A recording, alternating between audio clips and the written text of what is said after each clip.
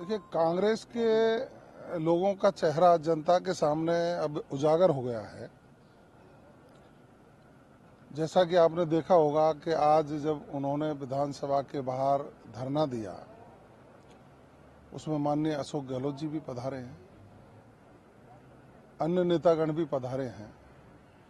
मात्र 500 मीटर की दूरी उनका धरना स्थल और विधानसभा, वो सदन में आकर जनता की बात कहना नहीं चाहें और सदन के बाहर घड़ियाली आंसू बहा करके जनता को गुमराह करने का प्रयास करें।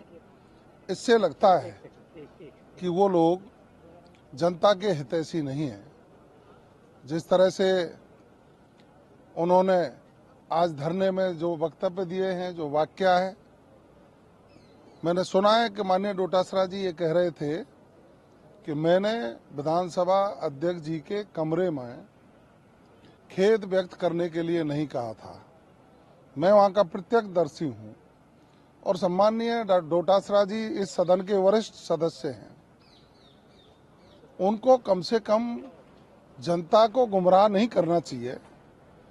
माननीय राजेंद्र जी पारीक साहब के प्रस्ताव पर यह तय हुआ था कि माननीय डोटासरा जी ने जो आसन को आहत करने का कृत्य किया है, उसके लिए वो सदन में खड़े होकर खेद व्यक्त करेंगे। तो फिर लोगों का प्रश्न आया तो वो तो निलंबित हैं, सदन में कैसे आ सकते हैं। तो फिर ये तय हुआ था कि माननीय अध्यक्ष जी उनको विशेष अनुमति देंगे और विशेष अनुमति के बाद वो सदन में आएंगे और अंदर आकर के अपने किए गए कृत्य और आसन के अपमान के लिए सदन में खड़े होकर के खेद व्यक्त करेंगे। ये तय हुआ था। बाहर जाके कह रहे हैं कि गीता पे हाथ रख के कोई कह दे। अरे सम्मानीय राजेंद्र जी, देखिए, कांग्रेस के लोगों का चेहरा जनता के सामने अब उजागर हो गया है। जैसा कि आपने देखा होगा कि आज जब उन्होंने विधानसभा के बाहर धरना दिया, उसमें माननीय अशोक गहलोत जी भी पधारे हैं, अन्य नेतागण भी पधारे हैं।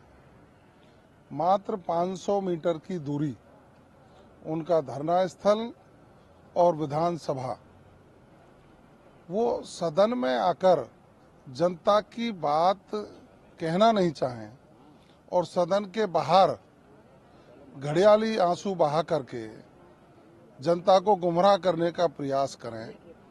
इससे लगता है कि वो लोग जनता के हितैषी नहीं हैं। जिस तरह से उन्होंने आज धरने में जो वक्तव्य दिए हैं, जो वाक्य है, मैंने सुना है कि माननीय डोटासरा जी ये कह रहे थे कि मैंने विधानसभा अध्यक्ष जी के कमरे में खेद व्यक्त करने के लिए नहीं कहा था। मैं वहां का प्रत्यक्षदर्शी हूं और सम्माननीय डोटासरा जी इस सदन के वरिष्ठ सदस्य हैं। उनको कम से कम जनता को गुमराह नहीं करना चाहिए। माननीय राजेंद्र जी पारीक साहब के प्रस्ताव पर यह तय हुआ था कि माननीय डोटासरा जी ने जो आसन को आहत करने का कृत्य किया है, उसके लिए वो सदन में खड़े होकर खेद व्यक्त करेंगे। तो फिर लोगों का प्रश्न आया तो वो तो निलंबित हैं, सदन में कैसे आ सकते हैं। तो फिर ये तय हुआ था कि माननीय अध्यक्ष जी उनको विशेष अनुमति देंगे और विशेष अनुमति के बाद वो सदन में आएंगे और अंदर आकर के अपने किए गए कृत्य और आसन के अपमान के लिए सदन में खड़े होकर के खेद व्यक्त करेंगे। ये तय हुआ था। बाहर जाके कह रहे हैं कि गीता पे हाथ रख के कोई कह दे। अरे सम्मानीय राजेंद्र जी,